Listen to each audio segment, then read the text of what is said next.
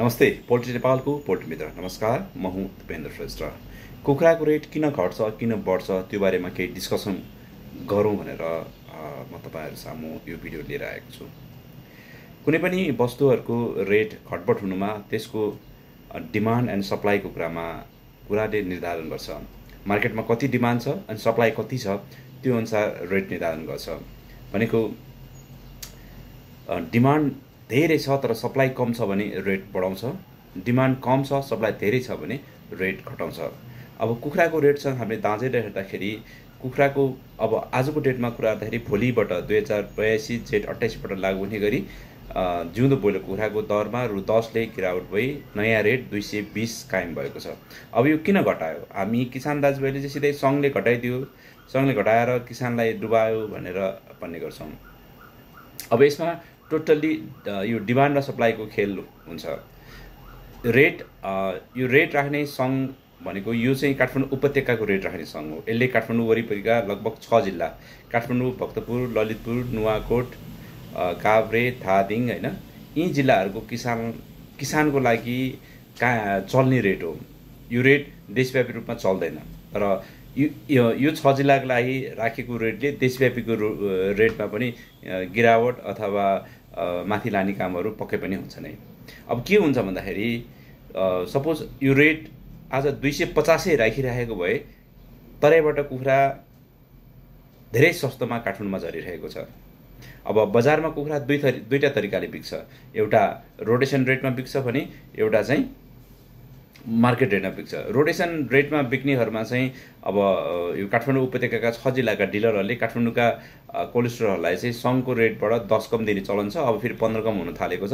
अहिलेलाई 10 कमको मानौँ 250 नै भइरहेको भयो। केही दिन अगाडि 240 थियो हैन, 230 भयो, 220 भयो। 240 सङ्घको रेट हुँदाखेरि कोलेस्ट्रोलले त्यो डिलरले कोलेस्ट्रोललाई चाहिँ 240 हुँदाखेरि 230 को बिलिङ भएर त्यो डिल फाइनल हुन्थ्यो। तर अब तराईमा पनि कुखुरा उत्पादन धेरै छ, तराईको कुखुरा सङ्घको रेटमा खरिद बिक्री हुँदैन। अब तराईमा पनि जाम भयो हैन, तराईमा जाम भयो भनेपछि तराईमा जाम भएको कुखुरा जसरी पनि आउने काठमाडौँ नै हो। काठमाडौँ आउने बेलामा अब त्यो कुखुरा काठमाडौँमा बेच्दाखेरि अब काठमाडौँकै रेटमा बेचियो भने अब भनेको काठमाडौँ रेट भनेको 240 हुँदा 230 मै बेचियो भने काठमाडौँका कोलेस्ट्रोलले त्यो तराईको कुखुरा लिँदैन। किन लिने? हामी रोटेसनको कुखुरा लिइरहेका छौँ, हामीलाई टनमा क्रेडिट दिएको छ डिलरले भनेर कोलेस्ट्रोलले भन्ने गर्छ, त्यसपछि त्यो कुखुरा लिँदैन। त्यो भएपछि उनीहरूलाई सस्तो दिनुपर्ने हुन्छ। सस्तो भने कति दिने? 230 काठमाडौँमा झरिरहेछ भने 220 हुनु पर्यो हैन, 220 हुनु पर्यो। अब त्यो 220 दिनुपर्ने स्थिति आउँछ। अब त्यति गर्दा पनि बेच्नु नसकेपछि के हुन्छ? 210 मा दिने हो कि 200 मा दिने हो भन्ने कुराहरू आउँछ। भनेको चाहिँ 200 अब केही दिनकै अगाडि घटना 240 हुँदाखेरिको घटना मैले खुद देखेको चाहिँ 240 हुँदाखेरि 230 को यो रोटेसनको कुखुरा झरिरहेका छन् भने अब तराईको 220 पनि नझरेपछि तराईका के रे कुखुरा जसले ल्याएर दिनुहुन्छ काठमाडौँमा हैन, जाम भएको कुखुरा उठाएर ल्याउन दिनु भएको छ, उहाँले 200 मा झारिदिनु भएको छ हैन, 200 मा झारिदिनु भएको छ। 200 मा झार्नु भएपछि के हुन्छ? अब कोलेस्ट्रोलको पनि दिमाग घुम्छ। अब 230 मा किन्ने कि 200 मा किन्ने त भनेपछि उसले अब के गर्छ? यता 230 पछिको रोटेसन त छोड्नु मिल्दैन, तर के गर्छ? 230 पट्टिको कुखुरा थोरै अर्डर गर्छ र उता 200 पट्टि झरेको कुखुरा धेरै अर्डर गर्न थाल्छ। त्यो भएपछि फेरि अब के हुन्छ? 230 पट्टि अब यताको काठमाडौँ उपत्यकाका डिलरहरूले यसलाई कोलेस्ट्रोललाई कुखुरा दिन सक्दैन, फेरि यतापट्टिको काठमाडौँ उपत्यका वरिपरिको कुखुराहरू जाम हुन थाल्छ। अब त्यसलाई म्याच गराउन के गर्ने? उसले सङ्घले 200 फेरि 10 रुपियाँ घटाइदिन्छ, 220 हुन्छ। 220 हुँदाखेरि पनि त्यो 200 मा आइरहेछ भने त्यो पनि अझै सस्तो भयो हैन। 240 बाट 230 हुन्छ, 230 बाट 220 हुन्छ।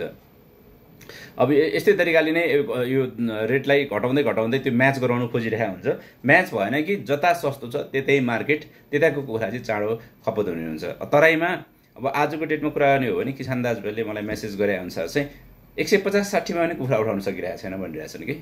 अब 150-60 मा पनि कुखुरा नउठिएपछि 150-60 भनेको अब त्यहाँनिर 160 मा उठायो भने काठमाडौँमा आएर 190 मा दिन सकिन्छ भनेपछि यहाँ 220 आज भोलिलाई रेट कायम भयो भनेपछि कोलेस्ट्रोलले 210 कायम गर्ने भयो, तर उसले 190 मा अझै दिन सक्छ के।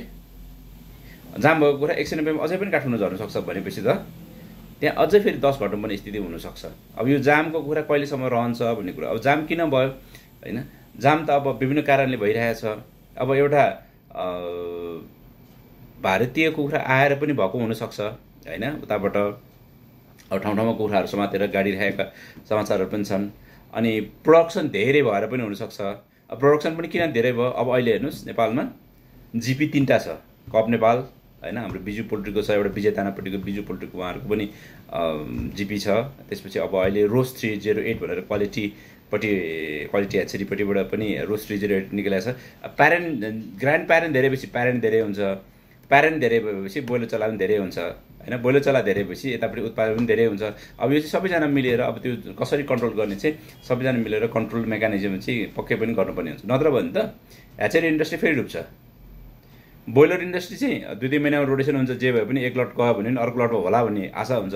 तर ह्याचरी अब जिपी पनि डुब्छ होइन, सँगसँगै जिपी पछाडि प्यारेन्ट पनि डुब्नु जान्छ, सबै चल्ला त बिग्दैन। अब आजको डेटमा हेर्नुहोस्, अनि कुखुराको रेट अब कस्तो हुन्छ भने रोटेसनमा लिने, अघि मैले भनिहालेँ रोटेसनमा लिने सङ्घको रेटबाट 10 कम भनेपछि 10 कममा लिइराख्ने हुन्छ। जसले मार्केट रेटमा लिने हुन्छ उसले सस्तो पाउन सक्छ। तर त्यही कुरा फेरि सर्टेज भएको बेलामा सङ्घको रेटमा लिने जहिले पनि त्यही 10 कमा ल 290 भएको बेलामा सङ्घको रेटमा लिनेले 290 को 280 मा पाउँछन् रेगुलर लिनेहरूको रोटेसनको। तर त्यो फेरि मार्केट रेटमा जसले सस्तो लिने बानी गरेको छ उहाँहरूको के हुन्छ, 290 भएको बेलामा 300 पनि तिर्नुपर्ने स्थिति हुन्छ कि मार्केट कतिको सर्टेज छ त्यसमा डिपेन्ड हुन्छ। त्यही भएर यो दुईवटा कुरालाई म्याच गराउनलाई चाहिँ अब 290 हुँदाको रेट हुँदाखेरि 300 मा कुखुरा बाहिर तराईको कुखुरा लिइरहेछ भने यताको कुखुरा पनि यसलाई पनि 300 पुऱ्याउँ भनेर फेरि यसलाई पनि 300 पुऱ्याउन सक्छ कि। त्यो रेट म्याच गराउनलाई घटाउने बढाउने खेलहरू चाहिँ भइरहेको छ। यो खेलाउने भन्दाखेरि पनि मार्केटको अवस्था अनुसार अब रेट घटाएन भने के हुन्छ, ल सपोज काठमाडौँको कुखुरा 250 को 250 भनिराख्यो भने कोलेस्ट्रलले सबै तराईका कुखुरा मात्रै उठाइदिन्छ। त्यो हुँदा काठमाडौँको किसान दाजुभाइको कुखुरा त उठ्दैन। अब तपाईँ रेट घटायो भनेर दुःख मानेर बस्ने कि होइन, रेट चाहिँ 250 होस् म कुखुरा पालेर बस्छु भन्ने गर्ने, बोइलर कुखुरा त त्यसरी पालेर त बस्नु सकिँदैन, जे हुन्छ त्यो त पठाउनु पर्ने स्थिति हुन्छ। अनि यो कुरालाई बुझ्नुपर्छ। अब चल्लाको कुरा गर्दा पनि प्यारेन्टहरू धेरै छन्। प्यारेन्ट धेरै भइसकेपछि मार्केटमा आजको डेटमा 2082 जेठ महिनाको 27 गतेको डेटमा रेगुलर लिने किसानहरूले आज 70 रुपियाँ पनि चल्लालाई तिर्यो भनेर मलाई मेसेज गर्नुभएको छ कि। अब रेगुलर लिँदाखेरि त्यस्तो छ। अब मार्केटमा 30 रुपियाँ 40 रुपियाँ 25 रुपियाँ 20 रुपियाँ मनलाग्दो रेट छ। रोटेसन लिनेको रोटेसनै रेट छ होइन, सङ्घको रेट भनेपछि सङ्घको रेट छ। तर बेच्नु नसकेको चल्लाहरू 20 रुपियाँ 25 रुपियाँ 30 रुपियाँ जतिमा पनि गएको कन्डिसन छ। त्यही भएर कुखुराको रेट चल्लाको रेट टोटल्ली डिमान्ड एन्ड सप्लाईमा डिपेन्ड हुन्छ। अनि यो चाहिँ स्टक राख्न नमिल्ने चिज भएको भएर टोटल्ली डिमान्ड एन्ड सप्लाईमा डिपेन्ड हुन्छ। अब दानाको कुरा गर्दाखेरि चाहिँ दानाको र मेटेरियलहरू स्टक राख्न सकिन्छ। त्यही भएर डाइरेक्ट डिमान्ड र सप्लाईले पनि असर नगर्ने हुन्छ। यसमा चाहिँ र मेटेरियलको रेट इन्टरनेसनल रेटले फरक पार्ने हुन्छ होइन, मकै भटमासहरूको इन्टरनेसनल रेटले तलमाथि गर्ने हुन्छन्।